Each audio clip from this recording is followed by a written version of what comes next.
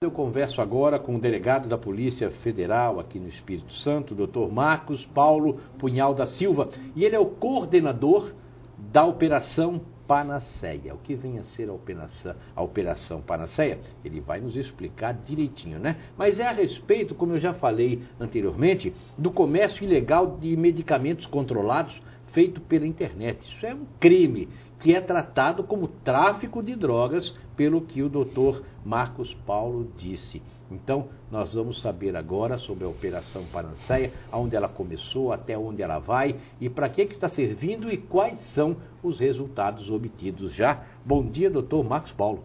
Bom dia, agradeço inicialmente a Polícia Federal, na verdade, agradece o convite. O assunto é de suma importância, não só na questão de segurança pública, mas também de saúde pública. Com certeza. Doutor Marcos Paulo, eu disse que o senhor comentou que essa Operação Panaceia, ela começou em nível mundial, é isso? Exatamente.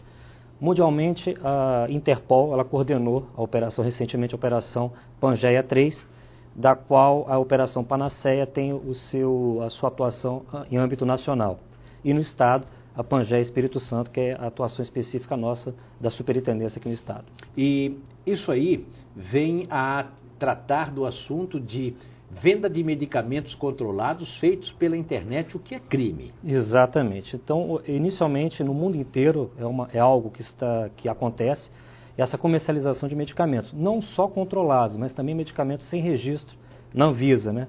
Alguns medicamentos, para serem comercializados no Brasil, precisam do registro. Quer dizer, além de serem uns que são restritos, né? Exatamente. Ainda tem aqueles que não têm nem registro. Exatamente. E aí é o grande complicador em termos de saúde pública. Perfeito. Agora, o senhor me disse que isso aí está sendo tratado como tráfico de drogas. Exatamente. São dois crimes, na verdade. Sim. O medicamento sem registro é tratado num crime específico contra a saúde pública. Certo. Tem uma pena, inclusive, bastante alta, 10 anos para começar. Para começar. Mínima, pena mínima. Certo. O medicamento que é registrado, que é o caso, né? Sim. E que é comercializado de maneira irregular, inclusive pela internet, é tratado como tráfico de drogas em função do composto químico que consta da lista da Anvisa como droga. A mesma lista que indica lá maconha, cocaína, Perfeito. Outras substâncias entorpecentes também vai indicar esses medicamentos que são tratados aqui. Daí a necessidade de um receituário médico específico, Com certeza, que autorize aquela pessoa, serve como autorização para comercialização, que a farmácia tem que vender e tem que reter esse documento, sim, e que para a pessoa que está utilizando ter o próprio acompanhamento médico, o que é de suma importância. Quer dizer, a pena então para essas pessoas envolvidas é uma pena alta. Exatamente. Porque é o tráfico de drogas também. Exatamente. Não é isso? Quer dizer, ele responde por dois crimes, então. Depende das circunstâncias. Sim. Se a substância não tem registro, é um crime específico, Perfeito. Pena mínima de 10 anos. Certo. Se tem registro e é comercializado ilegalmente, que é o caso que aconteceu aqui no Espírito Sim. Santo, eu tenho tráfico de drogas, 5 anos, a pena mínima, salvo engano. 3 pessoas já foram presas e foram presas em Vila Velha, é isso mesmo? Exatamente. Eu acho importante a gente fazer ponderar como é que foi essa operação. Certo. Inicialmente ela começou no mundo. No Brasil, 7 estados da federação Sim. cumpriram mandatos também dessa operação no dia 19, e no Espírito Santo, por uma questão operacional e por conveniência investigativa, ela foi deflagrada no dia 20. O interessante do Espírito Santo é que a apreensão ocorrida aqui, em números absolutos de comprimidos, representou mais de 15% do que foi apreendido no mundo em 45 países na Operação Pangeia 3. É muita coisa. É muita coisa. 7 vezes mais do que apreendido em todo o Brasil, nos outros 7 estados do Brasil, na deflagração do dia 19. Quer dizer, é uma quadrilha, o senhor considera grande ou não? É um processo de investigação. Que foram presos 3.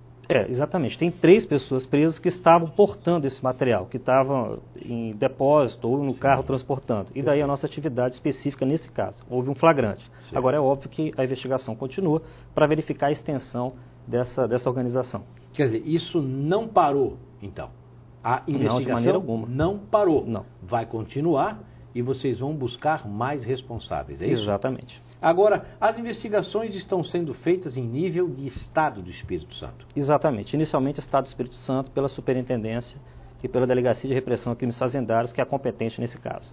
Essas pessoas que foram presas, elas são do Espírito Santo ou têm ligação com alguma outra quadrilha? Como é que isso aí, como é que funciona isso aí, hein, doutor Marcos? Inicialmente, como é a comercialização pela internet, as pessoas elas acessam o site. Sim. Havia um interessante, né? Era anunciado como se fosse hidratante. Sei. Só que em outros sites eram liberados relações com códigos. Sim. E a partir do código você comprava o hidratante e recebia na sua casa um medicamento. Quer dizer, vocês foram investigar isso aí antes? Exatamente, tem uma investigação. Perfeito. Recente, mas que rendeu bons frutos. Com certeza. Agora, essas investigações feitas pela Polícia Federal sempre acabam dando bons resultados, não é isso, doutor Marcos? Sim, a gente tem trabalhado bastante. Perfeito. Agora, e como é que essas pessoas que querem comprar mesmo, né? Às vezes a pessoa quer comprar através da internet. Isso não pode, é proibido. Exatamente. A própria Anvisa, ela realiza a proibição da comercialização pela internet. Não pode. Em alguns medicamentos podem, outros não. Sei. Esses casos específicos não pode. Isso é regra.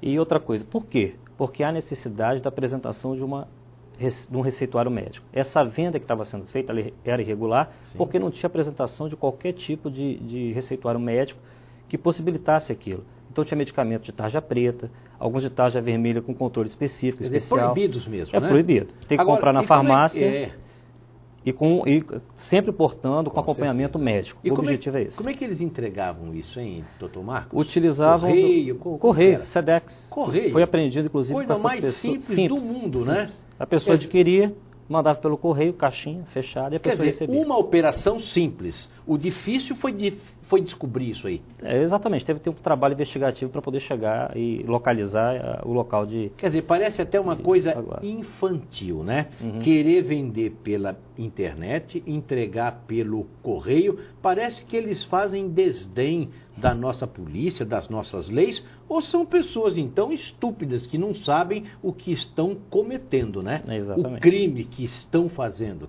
Inclusive, o pior, eu acho, de tudo, um crime contra a saúde pública. Exatamente. É um problema grave.